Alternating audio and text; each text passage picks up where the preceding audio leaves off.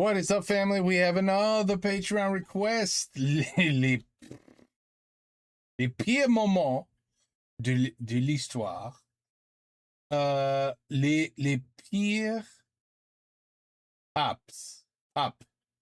The worst priests. This list has to be huge because I can imagine. I could just imagine. By the way, I think maybe if you don't hear a stupid microphone humming sound, I cannot even believe what the solution was. I tested it. It was only like 20 seconds of me talking, and I didn't hear any humming. And if I did, it was extremely faint. Now, if you don't hear any humming while I'm talking now, you know what the freaking solution was? The microphone is on a stand, and it's on my desk. I guess, apparently, my desk is vibrating from something. I have no idea what. But when I put the microphone on a shirt, a piece of cloth, thus to take away the vibrating from the wood of the desk, it seems to be okay now. Can you effing believe it? Now I'm gonna test. Trust me. I'm gonna make sure at the end of this video I'm gonna listen to myself, which I hate doing, but I'm gonna listen to myself just to make sure I'm right. But if I am, a piece of cloth under the microphone has solved the humming issue. Meanwhile, I've been going crazy with the OBS settings, changing them like 50 times, according to 50 different websites of videos that say, this is the best setting for OBS. These are the best microphone settings for the OBS. All of them. I've changed every single setting. And you know what's hilarious? Some of the settings are literally the opposite from the same YouTube channels that are saying, this is the best setting for your Yeti mic settings in OBS. Like literally the opposite. Like one guy's like, oh, put it to 20. And the other guy's like, no, it should be on 6. What? It's an enormous. Anyway, forget that. I'm babbling, but I'm glad I'm babbling because then you could see whether the microphone is working or not correctly. Mais les pires pop? Alors ça. Bienvenue au Balado Urbain. Oh, it's a podcast on top of it? No video? Okay, I will put my listening ears on. Yeah. Bonjour et bienvenue au pire moment de l'histoire avec Charles Beauchesne, le podcast où on s'attarde aux détails les plus sinistres de notre grande aventure en tant que race humaine. Juste question de se rappeler que tout a toujours été un peu de la boîte depuis les hommes des cavernes. Donc, aujourd'hui, on jette un coup d'œil au pire de l'Église catholique. L'Église catholique, cette institution qui a marqué l'histoire par son influence sur des millions de croyants dévoués à travers le monde, ainsi que par un paquet d'autres affaires. What is this? Is this a Quebec accent? Beaucoup moins le fun, constamment balayé sous le tapis, genre torture, chasse aux sorcières, massacre de protestants, d'homosexuels, guerre de religion, les croisades, l'Inquisition espagnole et tout ça, en étant parfaitement à l'aise de garder dans ses rangs beaucoup de pédophiles en position de pouvoir avec accès illimité à des enfants qui chantent. I told you the list would be long. Anyways, He said anyways. La personne en charge de tout ça s'appelle le pape. Oui, je sais qu'aujourd'hui on est habitué à des souverains pontifs 2.0 qui font de gros efforts sur Twitter pour être ouverts d'esprit sur le fait que les gens devraient porter des condoms. Mais voyez-vous, si on décidait de jeter un coup d'œil par le trou de la serrure historique du Vatican, on découvre assez vite qu'un gros tas de papes trempait dans des histoires de corruption, scandales sexuels, meurtres politiques, fourrés des animaux, et tout ça à des époques où le pouvoir papal était transféré bien souvent aux plus fortunés, aux plus influents, quand c'est pas tout bonnement de père en fils. Mais Charles, c'est impossible, le pape a fait vœu de chasteté. Commencez-vous à comprendre le nœud du problème? Alors attachez votre mitre avec de la broche. Ouais, ça, le mitre, ça, c'est le chapeau du pape. Je me suis préalablement chargé de faire la recherche Google « What's the name of the fucking Pope hat ?» Parce que c'est parti pour le palmarès des pires papes. Non, on voit le générique. I like this guy. Numéro 10, Boniface VIII, pontificat de 1294 à 1303. Bon, alors, élu un 24 décembre comme un cadeau de Noël avec un écureuil mort à l'intérieur de la boîte, Boniface VIII est célèbre pour avoir porté à son sommet l'absolutisme théocratique de la papauté. Ça, en gros, ça veut dire que, selon lui, le pape devait être le maître du monde, c'est ça qui est ça, vous n'avez rien à redire, que vous soyez un paysan ou un empereur, ouvrez la bouche et préparez-vous à recevoir une bonne dose de pape. Donc, le pape aurait essayé d'accroître son pouvoir en s'appropriant de plus en plus de I think it's ouvrir la bouche et you know what? I'm not even going there. Not even going there. Territoire. Comment? Eh bien, grosso modo, en bouillant tous les peuples autour pour faire partie de son armée, un peu à l'image de Sauron dans Le Seigneur des Anneaux. Oui, by the way, le pape faisait la guerre à l'époque. La plupart du temps par le biais de nonos fanatiques armés d'objets coupants, mais des fois, il faisait lui-même la sale job pour le plaisir, genre littéralement le pape avec une épée qui fait rouler des têtes comme dans Braveheart, ce qui est quand même un peu cool quand on prend le temps de l'imaginer. Mais plusieurs royaumes d'Europe ne trouvaient pas ça aussi nice. Quelqu'un devrait dire au pape de se calmer les faufounes. C'est très chouette la religion, mais non, Boniface VIII, vous ne serez pas le boss de toutes.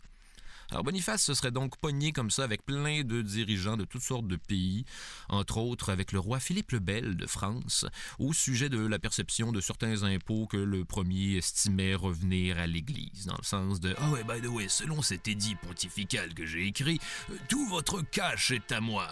Allez, par ici, l'oseille. » Il va aussi inciter les princes allemands à se rebeller contre le Saint-Empereur romain germanique, en gros ce qui est aujourd'hui l'Allemagne, Albert Ier. Je répète, le Saint-Empereur romain germanique. Ils étaient du même bord. Ouais, de l'extérieur, tout ça est très rigolo, mais pendant que le pape provoque des chicanes à travers l'entièreté de l'Europe, c'est effectivement monsieur et madame tout le monde qui payent le prix de la bonne vieille guerre comme on la connaît au Moyen-Âge, où des villages entiers sont rasés, les villes sont anéanties, et bien sûr, 90% des habitants sont passés au hachoir à viande. Détail d'or. Yeah, we're watching this avec les guerres. Toutes les guerres videos, on le fait. Oui, ça c'est complètement normal, oui. Every 100 years, every 90, every 50 years, yeah, we start over. Kill everybody and we start over. Donc, dans un tout autre ordre d'idée, à un moment donné, Boniface VIII aurait dit de façon tout à fait arbitraire que coucher avec des jeunes garçons est aussi anodin que se frotter les mains ensemble. Tu sais, le pape, à quel point il faut être une mauvaise personne pour être autant in your face avec ta pédophilie. Numéro 9, Serge III. They look the other way. What's happening in that church over there? What? Yes, as I was saying, God loves us all and treats us equal. Yeah, they don't want to. They turn the cheek when they realize some shit is going on in the church that it shouldn't be going on. That's a very, very negative thing for me about the whole church system. Pontificat de 904 à 911. Non, pas comme Réal Bossé dans une galaxie près de chez vous. Les choses sont bien pires. Non, sérieusement, googlez-le, ça fait ça pas d'allure. On dirait un vautour dans une doudoune. Bref, Serge III. Déjà, son règne est surnommé par les historiens la pornocratie. Here we go. Alors, pendant longtemps, le pape aurait eu une maîtresse dénommée Marosi, issue d'une noble famille italienne super influente, les comtes de Tusculum, mais nous en reparlerons. Marosi aurait même donné à Serge III un fils qui serait lui-même devenu pape. Non, mais pape, fils du dernier pape. C'est un choix de carrière plutôt culotté, pas assez. Ouais. Vraiment, du point de vue. En fait, la raison pour laquelle on parle souvent de la papauté de Serge III comme, et je cite, le règne des putes, c'est qu'à l'époque, on était persuadé qu'il était contrôlé par Marosi à grands coups d'avoir son pénis entre les mains. Détail intéressant. Ouais, dans les faits, on ne sait même pas pour vrai si c'était sa maîtresse. Marosi et sa mère Théodora étaient toutes les deux reconnues pour être très belles, très riches et cultiver moultes intrigues politico-sexuelles pour accroître leur pouvoir à Rome. Mais c'est tout. En gros, c'est tout. On suspecte que Serge III était une de leurs marionnettes et bon, beaucoup d'historiens se demandent encore si son successeur, le pape Jean XI, était vraiment son fils. Peut-être que oui, peut-être que non, mais bon, disons surtout que l'idée qu'une femme contrôle le pape n'était pas excessivement bien vue en 904. Ça serait donc suivi beaucoup de slut-shaming médiéval pour la discréditer, elle et Serge III. Détail weird. Serge III était également reconnu pour être le pape qui organisait des parties, ou le party pope, si vous me permettez l'expression. Et fait tout à fait bad trippant, sur son lit de mort, il aurait fait venir à lui une nourrice pour boire le lait maternel à même ses seins.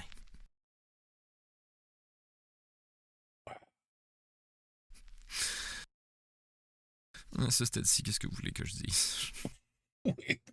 Tu l'as dit, pas moi. Numéro 8. What the Léon X, pontificat de 1513 à 1521. Léon était un Médicis, une famille excessivement riche et puissante à l'époque, comme ils se font un plaisir de nous le rappeler sans arrêt si vous avez écouté ne serait-ce que 2 minutes de TV5. Non, je n'ai pas, ils te plug cette information-là jusque dans leurs émissions de cuisine puis leurs mood talk show français malaisants qui n'ont pas de rythme parce que les Français sont pas capables de faire de talk show, ni de musique rock d'ailleurs. Mais je m'égare. Fait que les Médicis sont très riches et très puissants, donc c'est pas si surprenant d'apprendre que Léon X aurait skippé le vœu de pauvreté, tournant ainsi le dos au plaisir de la soutane en jute et des pieds dégueulasses. Non, à la place, il se serait mis à dépenser l'argent de l'Église allègrement. Oh no, they would never do that kind of thing. No. The money goes just for the maintenance of the church so they could buy food and pay the electric bill, nothing more. I've never heard of anybody who runs a church that drives in like a Porsche or a Rolls Royce. No, jamais. No. Il serait devenu un mécène très important en Italie, un patron des arts. Il aurait entre autres entrepris de grandes rénovations à la cathédrale Saint-Pierre de Rome, toutes des choses qui coûtent de gros bidous de la Renaissance. Ce qui fait que, question de financer ça, il se serait mis à vendre du mobilier et des statues qui appartenaient au Vatican. Détail intéressant. Malheureusement, quand il a vu que c'était pas assez pour financer ses extravagances, Léon s'est mis à faire ce qu'on appelle vendre des indulgences. Oh, so c'est selling crack or something. Ouf, OK. Alors, en gros, si tu commettais des péchés, tu pouvais te sauver de l'enfer en payant le pape. Bon, aujourd'hui, ça a l'air de moyen vraiment malin de... Attends, what is this? What did he just say to avoid hell? You had to pay the Pope? Sauver de l'enfer en payant le pape. You could save yourself from hell. Oh, man. That's all I got to do? And I guarantee myself going to heaven? Even though I murdered 8 people? Oh, well, I just got to go and pay a Pope. And all my problems will be resolved. I didn't kill 8 people. Bon, aujourd'hui, ça a l'air de moyen vraiment malin de profiter d'un nombre incroyable d'imbéciles, mais à l'époque, c'était un gros no-no. Assez pour inspirer nul autre que Martin Luther, l'initiateur du protestantisme, comme dans « Bonjour, je suis Martin Luther et j'aimerais créer une autre église parce que le pape gère les choses comme un véritable Kardashian. » Martin Luther. Mais... C'était pas King. Merci pour les cathédrales. Les touristes japonais vont beaucoup triper. Numéro 7. Jules II. Pontificat 1503 à 1513. Let's see what he did. Jules II. C'est lui qui a demandé, entre autres, à son bon chum Michel-Ange de peindre le plafond de la chapelle Sixtine. Vous savez de quoi je parle, la chapelle Sixtine, de la peinture d'Adam puis Dieu qui se touche le doigt. Ben, c'est Jules II qui a fait faire ça. Merci, Jules. Toutes ces personnes à la recherche d'un fond d'écran d'ordinateur pseudo-original te sont éternellement reconnaissantes. Mais le détail complètement dégueulasse qui accompagne tout ce sympathique mécénat, c'est qu'à un moment donné, Jules II aurait contracté ce qu'on appelle la maladie française, la syphilis, pour cause de consommation But that's not possible. He's a pope. abusive de prostituées Oh, oh God. This has been going on for centuries, too. That's the messed up part.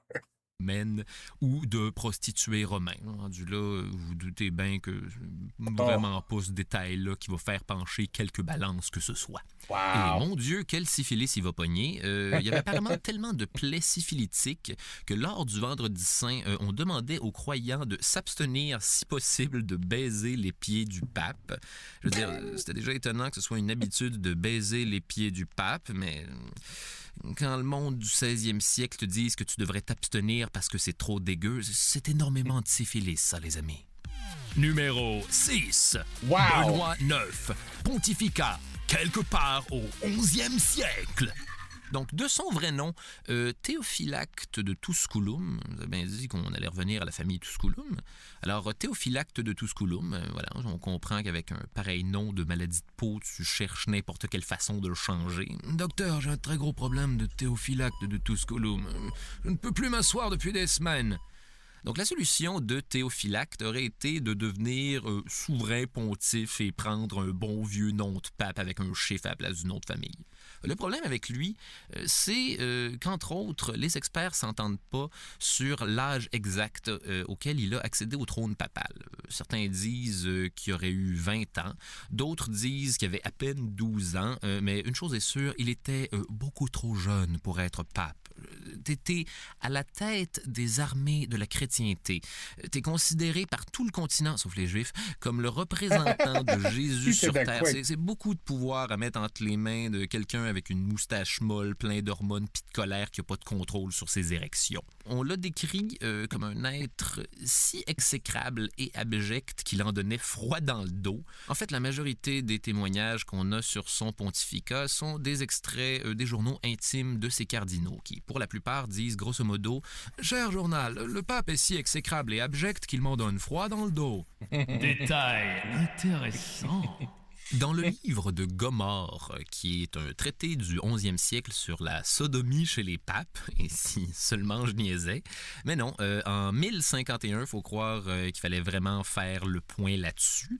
Bref, on le décrit comme un démon en costume de prêtre, dans un ouvrage, je le rappelle, spécialement dédié aux papes qui aimaient tellement la sodomie que ça s'est ramassé dans un livre pour rappeler aux papes de ne pas se sodomiser. Je vous le donne en mille, Benoît IX était très homosexuel. Ce qui en soi ne fait évidemment pas de toi une mauvaise personne, c'est surtout que les choses vont devenir un peu compliquées quand on va lui demander d'essayer d'arrêter d'être le pape. Ce qui s'est produit, c'est qu'en 1044, ses opposants politiques vont le chasser de Rome et le remplacer par le tout nouveau Sylvestre III. Évidemment, les Tusculum l'ont pas pris, alors ils ont envoyé une armée lui faire sa fête. Benoît est redevenu pape, mais finalement, il a décidé que ça y tentait plus, alors son parrain est venu le remplacer en tant que Grégoire VI. 2 semaines plus tard, Benoît a décidé qu'en fin de compte, ça lui retentait. Alors, il est revenu reprendre Rome. Puis on se ramasse dans une espèce de situation papale super awkward où Benoît est pape, Grégoire VI est encore considéré comme le pape par une grande partie de la population. Et croyez-le ou non, c'est le Q qu'a choisi Sylvestre III pour revenir essayer d'être pape lui aussi. Et en fin de compte, c'est le Saint-Empereur romain germanique qui a décidé que c'était lui qu'on gardait pour acheter la Vierge de paix. Le saviez-vous? Le pape ayant connu la papauté la plus courte est Stéphane II. Sacré pontife en 752, il meurt d'une crise d'apoplexie. Désolé Stéphane, ce n'était pas fait pour arriver. Par ailleurs, le pape dont le règne fut le plus long n'est nul autre que Saint Pierre lui-même, qui aurait été pape de l'an 32 à 67, pour un total de 35 années de service, et ce, en plus d'avoir personnellement connu Jésus, by the way. Ah, no shit. Qu'est-ce que vous voulez? Ben, tu vois? Dans la vie, il y en a qui ont simplement toutes. Numéro 5. Urbain II. Pontificat 1088 à 1099. Urbain, c'était un bon diplomate. Puis, il y avait beaucoup de leadership, de belles qualités pour le chef d'une institution puissante. C'était probablement le plus religieux des papes sur notre liste. En fait, tellement pieux que quand il apprenait qu'un de ses cardinaux était marié ou avait des bâtards, il les emprisonnait et vendait leur famille en esclavage. Oh, ben tu vois? He was serious about religion, at least.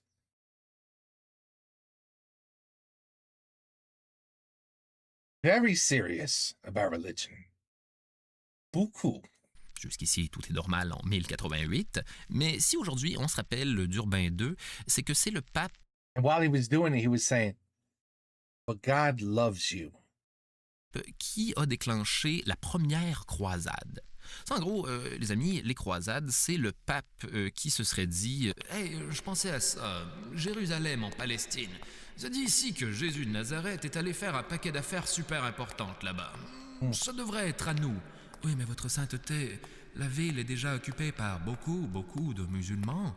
Eh bien, voici ce que nous allons faire. Nous allons rassembler tous les chevaliers weirdos obsédés par Dieu au point d'en être borderline psychopathes disponibles et les envoyer là-bas faire des milliers de victimes juives, musulmanes, hommes, femmes et enfants confondus avec du gros viol dans le tapis. Et si possible, j'aimerais qu'on répète l'expérience 9 fois dans l'histoire avant de dropper la balle en 1272 parce que c'est trop difficile et ça nous tente plus. Tout ça ne servira à rien. Voilà, Urbain II, le gars qui a mis à la mode ça. I never thought of that. If you want to get rid of an entire religion / race, you just start having sex with all the women. Never thought about that. You see how simple it is? Wow. You just have sex with all the women and you destroy what the original people are. You know what I mean? You like, I'm trying to think of something that's genuine, you know? Untouched until it's messed with, and then it's just not the same. Just can't think of anything right now at the top of my head. But these people are crazy. These people, which they're calling them popes, they were crazy. That's what I'm learning from this. I mean, you have to be crazy to give your life to a church and literally don't have, like, you can't even like, literally just saying, okay, take the fun out of me, just all of it, every ounce of it, take it out of me, where there's nothing left except religion, and that's what I want to give my life to. And you could tell that they weren't ready. They weren't ready. They forgot. They were like, oh, wait a minute, damn, we shouldn't agree to that sex part, the part where I have to follow abstinence? No. Shit, I should have thought about that one really hard before I agreed to that one. I mean, seriously. They all failed. Numéro 4, Étienne VI. And today, I'm sure nothing dramatic has changed. Go ask an altar boy. Pontificat 1378 à 1389. Bon, techniquement, son nom en latin, c'est Stéphanus, mais il semblerait que la personne qui traduisait le nom des papes trouvait que Stéphane, ça sonnait trop technicien en informatique avec une très longue queue de cheval pour être pape. Alors voilà, c'est Étienne. Étienne VI a été pape moins d'1 an, alors on n'a pas pu voir toute l'étendue de son potentiel de crazy ass. Mais il a ouvert le bal avec un événement assez spectaculairement débile pour se mériter une place dans le palmarès. Il a fait un procès à son prédécesseur, considéré comme louche et corrompu. J'ai nommé le pape Formose. Léger détail qui va crissement changer la donne ici, c'est que Formose était 100% mort lors du procès. Détail dark.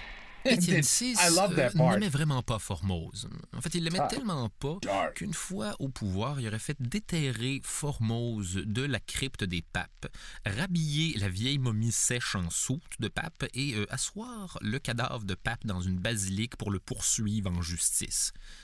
Ils ont appelé ça le concile cadavérique. Et en gros, l'événement consistait en plusieurs heures de Étienne VI qui chicane un dude mort qui répond rien parce qu'il est mort. Les conversations devaient être tellement le fun dans les gradins. Il faut dire de quoi, là? Ça fait 2 heures que le pape s'engueule avec un gars caché derrière la chaise qui fait bouger le cadavre de l'ancien pape en le faisant parler avec une voix de marionnette. On est au Moyen-Âge, on met toujours bien les styles limites. Moi je m'implique pas là-dedans. S'il est capable de faire ça un tout déjà mort, vaut mieux essayer de le contredire le moins possible. Donc, on est mieux de juste crier une couple de fois, va chier Formose, puis pas trop attirer l'attention. Donc, inutile de vous dire que rendu là, tout le monde a commencé à réaliser que le pape est débile. Alors, ils ont fait comme on fait d'habitude dans ce genre de situation. Ils l'ont jeté en prison. Et c'est quoi les chances? Quelqu'un est accidentellement venu l'étrangler dans son sommeil. Non, mais first... Accidentally? What? On the job puis il engueule un cadavre. Il y avait encore son macaron pape en formation. Numéro 3. Urbain 6. That's the greatest thing I've ever heard. Your Honor, I accidentally strangled him. It was an accident. I didn't even know what I was doing. Pontificat 1378 à 1389. Alors, en gros, lui, on lui doit une des plus grosses divisions de l'histoire de l'Église catholique. Et ça, je vous confirme que ça ne fait pas partie du « et autres tâches connexes » dans le contrat de pape. Donc, Urbain VI était reconnu pour être, et je cite, « arbitraire, imprévisible et violent ». Il était à ce point douchebag que quand il est devenu pontife, I love this guy. un shit Douchebag. Claude de Cardinaux se serait dit « Wow, Urbain VI, ça c'est une Christine mauvaise idée. Allons à Avignon et créons notre propre pontificat parce que nous ne voulons aucune de cette shit. » Fait que voilà, pendant presque 40 ans, il y a eu 2 papes, des fois 3, tu sais, un pape de plus ou de moins, dans ce qui a été baptisé le grand schisme de l'Église catholique. Donc voilà, pendant un bout, il y avait plein de papes qui se chicanaient, puis c'était vraiment poche à gérer à l'époque. Tout ça à cause de cet enfoiré d'Urbain VI. Donc pendant ce temps-là, Urbain VI était pire que jamais parce qu'il s'est rendu compte que personne ne l'aimait. Ouais, donc à un moment donné, il a entendu parler d'une conspiration pour le sortir du pouvoir. Il aurait fait arrêter 6 cardinaux, c'est quand même beaucoup de cardinaux, et les a tous gentiment invités à aller se faire torturer. Non seulement ça, mais quand il a réalisé que le bruit des gens torturés était pas suffisamment satisfaisant, il aurait demandé, et je cite, « Mais enfin, craquez-moi le volume de cette torture, bon sang! » Ah! Beaucoup mieux! Il n'a pas dit ça dans ces mots-là, mais il a vraiment fait ça. But God loves you. Numéro 2. Alexandre VI, 1492 à 1503. Oui, je sais, ça fait 3 papes de suite avec le chiffre 6. Oui, ça fait 666. Non, c'est pas un hasard. Fouillez-moi, c'est de l'humour de top 10. Alors, Alexandre, c'était à l'origine le cardinal Borgia, qui était tellement débauché qu'il a inspiré une série télé aujourd'hui, The Borgias, en vente dans tous les bons Renaud-Brun.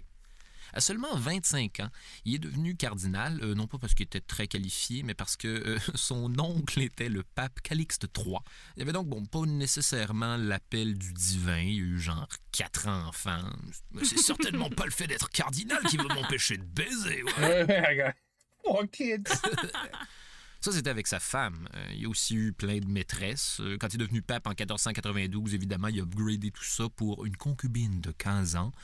Oh my God. Un succulent move tout à fait Alexandre VI. Bon, ensuite, évidemment, il est devenu super corrompu. His cousin was Diddy. Donné des postes importants à tous ses enfants. Ils sont devenus The Borgias, aussi disponibles sur iTunes. 15-year-olds. Détail dark. Mais sinon, en privé, c'est aussi l'inventeur d'un événement que l'on appelle le banquet des châtaignes ou la joute des putes, dépendamment de qui vous essayez de convaincre que ça sonne comme un bon plan pour la soirée. Je vous garantis qu'aucune femme n'a gagné la joute des putes. Alors, en gros, on invitait une cinquantaine How do you win? de travailleuses du sexe à un banquet pour danser et se dénuder devant les invités, parce que rien n'accompagne mieux des canapés au saumon qu'une paire de gros Joe. Et là, les convives devaient lancer des châtaignes par terre et les prostituées les ramasser à 4 pattes en imitant des animaux. Suite à quoi, bien sûr, les gens étaient invités à aller se gâter avec la fille de leur choix. Et à la fin de la soirée, il y avait des prix, comme des vêtements ou des bijoux, pour celui qui avait fourré le plus. Ouais.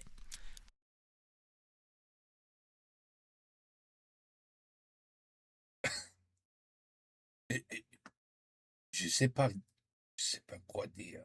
Vraiment. Supposed to be a pope, right? Church, Pope, Cardinals, Fathers, God, Jesus. That's what this video is about, right? Because I swear for me it's like a video about like sex offenders and like lunatics in cults that do crazy shit. Like dark porn or something. But wait a minute. It's just the worst popes. Oui, comme des toutous géants de bananes avec des yeux dans les jeux d'adresse à la ronde.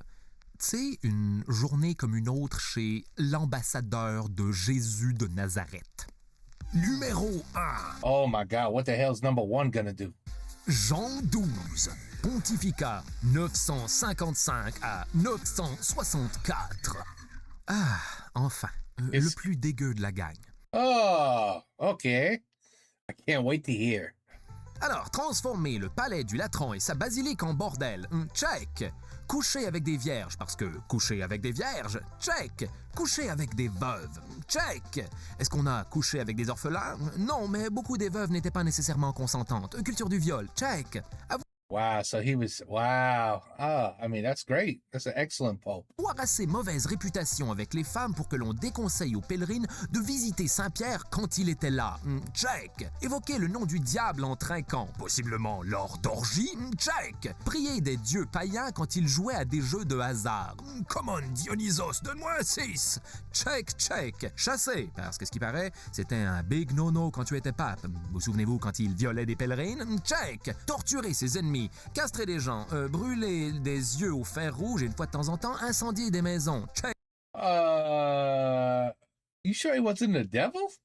check, check. Et finalement, on raconte qu'il se serait fait tuer par le mari d'une de ses amantes après s'être fait pogner le pénis dans le sac. Check, check.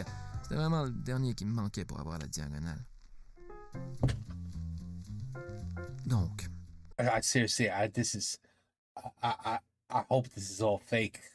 I hope it's all made up shit. I really, really hope this is all fake. qu'est-ce qu'il y a à retenir de tout ça? Pas mal de trucs. Que partout où il y a du pouvoir, il va forcément y avoir de la corruption. Je pense que la façon dont il faut voir les choses, c'est que oui, le pape avait un rôle religieux de prime abord, mais c'est surtout un poste qui, à une époque où tout se réglait avec une épée dans le chest, représentait un pouvoir comparable à celui des rois et des empereurs. Il est compréhensible que ce soit le genre de choses qui attirait tout un lot de weirdos qui n'avaient pas nécessairement le partage de la bonne nouvelle en priorité. I don't know if it's understandable, Un peu à l'image de beaucoup de nos politiciens modernes. Je crois qu'il est important de se rappeler que pendant très longtemps... I mean, don't get me wrong, there's sickos like this today. It happens every day. La même chose, ça arrive, mais c'est pas des popes. c'est des, you know, billionaires. They do their own secret shit behind closed doors, you know, until one gets found out, Epstein. And other than that, you know, they have the same kind of sick lifestyle that we just don't hear about. It's not on the news, you know, so you just don't know. But believe me, it's this. So I mean, but back in these, I mean, but these are supposed to be popes. I mean, come on, you making the church look like a joke, and that's why a lot of people do think it's a joke. George Carlin, you ever hear him?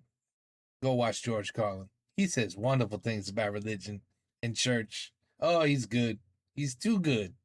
But anyway. Longtemps, le pape était un politicien. Et ça fait pas longtemps que l'office papal en est plus un d'intrigue sur l'échiquier international. Là où ça devient intéressant, c'est que les scandales de corruption, de prostitution, pédophilie, entre autres, sont encore une fois tous des abus de pouvoir dont sont accusés bon nombre de politiciens aujourd'hui. Là où il y a du pouvoir, il y a de la corruption. Est-ce que les choses étaient nécessairement... And power is money usually. Pire au Moyen-Âge? Pas dans son contexte, je ne crois pas. Ce qui, d'une certaine façon, est l'objectif de la série, remettre en contexte le pire du pire et en profiter pour en apprendre un peu plus sur nous. Sinon, dans le pire des cas, j'espère que tout ça aura contribué à vous faire sentir un peu moins mal de transformer toutes ces églises en condos. Je m'appelle Charles Beauchamp. I couldn't agree more. Et le cauchemar se poursuit. Charles, c'est très bon, Charles. That was great. Oui. I really thought I was going to be bored out of my mind when I saw it was just going to be like me listening to a recording, you know? But it was excellent, even with your accent. A lot of it. And thank God we had some English lyrics down there, because sometimes, you said some things where I was like, what? Anyway, but Very good video. dans un prochain épisode. Very good video. Les pires moments de l'histoire, c'est au texte et à la recherche, Charles Beauchesne, Audrey Rousseau et I want, does he do, is it the worst of all kinds of things? Like the 10 worst, I don't know, politicians in the world, the 10 worst presidents in the world, the 10 worst mayors, governors, women, men, murderers, thieves, like that is no was this just a special les pires moments